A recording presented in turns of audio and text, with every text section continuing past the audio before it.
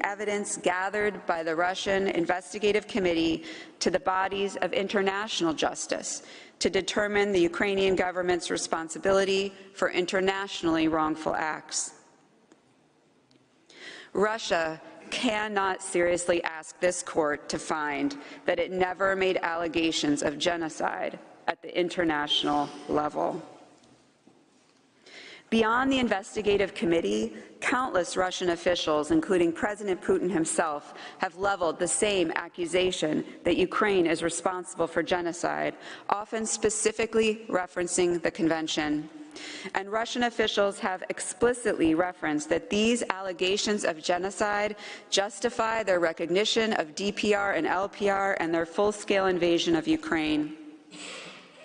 For example, in November 2021, 3 months before Russia's recognition of DPR and LPR and its full-scale invasion, Boris Gryzlov, Russia's representative to the Trilateral Contact Group on settling the situation in Ukraine, justified Russia's support for DPR and LPR by referencing, quote, Kiev's actions which are aimed at escalating the conflict and actually fall within the UN Convention on the Prevention of Genocide. As an aside, I would note that that statement made by Russia's envoy to the Trilateral Contact Group was most certainly a statement at the international level. I also would note that Mr. Gryzlov referenced the Genocide Convention by name. Since 2014, as you have seen, Russia has alleged that Ukraine was committing genocide in violation of the Convention. And at the end of February 2022, Russia went further. It took 2 extraordinary measures on the express basis of preventing and punishing an alleged genocide in Donbass. These actions were opposed by Ukraine, and these actions happened with startling speed. First, on the 21st of February 2022, President Putin formally recognized the independence and sovereignty of the DPR and LPR.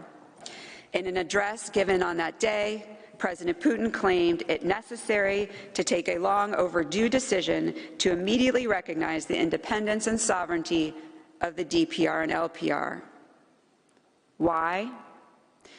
Because of a, quote, genocide, which almost 4 million people are facing in the DPR and the LPR.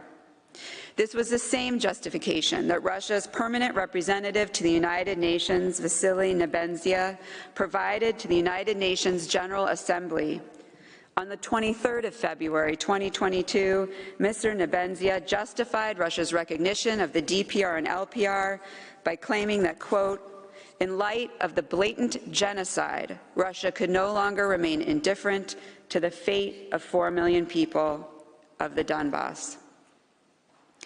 In other words, Russia justified its recognition of the DPR and LPR as a measure to bring an alleged genocide to an end. What happened the next day, on the 24th of February, 2022, is known to us all. President Putin announced his so-called special military operation, which was, in fact, a full-scale invasion of Ukraine. Yesterday, Russia was selective in quoting the speech of its president. Russia noted President Putin's reference to Article 51 of the UN Charter and its treaties of friendship with the DPR and LPR. But President Putin's speech did not end there.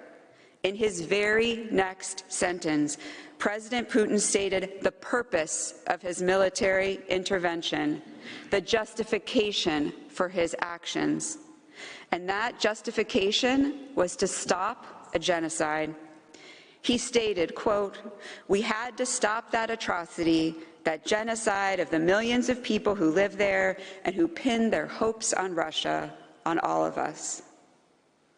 Putin went on, the purpose of this operation is to protect people who for 8 years now have been facing humiliation and genocide perpetrated by the Kiev regime. The express purpose of Russia's invasion according to Russia's president, was the prevention and punishment of a genocide that Russia alleged was occurring in eastern Ukraine.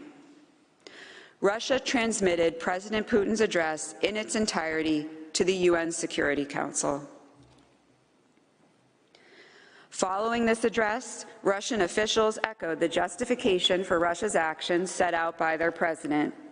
For example, this time speaking to the UN Security Council, Russia's UN permanent representative stated that President Putin, quote, decided to start a military operation in Donbass, and that the goal of this special operation is protection of a people who have been exposed to genocide by the Kiev regime. Russia's official representation to the United Nations was that its actions in Ukraine were justified in order to protect those in Donbass from an alleged genocide.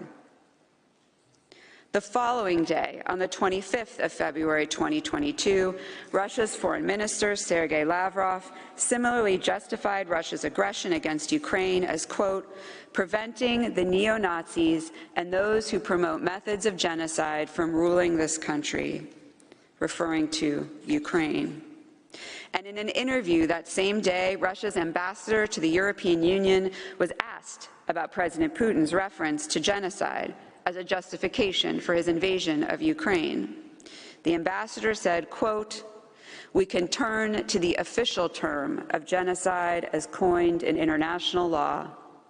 If you read the definition, it fits pretty well. The ambassador was clear. Russia does not use the term genocide for rhetorical purposes. It uses the term as it is formally defined in international law, in other words, as that term is defined in the Genocide Convention. Ukraine did not remain silent in the face of Russia's allegations of genocide and its reliance on them to recognize the DPR and LPR and invade Ukraine. Ukraine positively opposed both Russia's allegations of genocide and Russia's steps to prevent and punish alleged genocide on Ukraine's territory. From the very beginning, in 2014, Ukrainian officials denounced the allegations of genocide put forward by Russia and Russia's investigative committee. For example, in October 2014, then President of Ukraine, Petro Poroshenko, commented on the decision of the investigative committee to open a criminal case against the military leadership of Ukraine for the alleged genocide of the Russian-speaking population of Donbass. The President of Ukraine rejected the premise of the investigative committee's case, stating, quote, I am sure that the blow to Russian-speaking people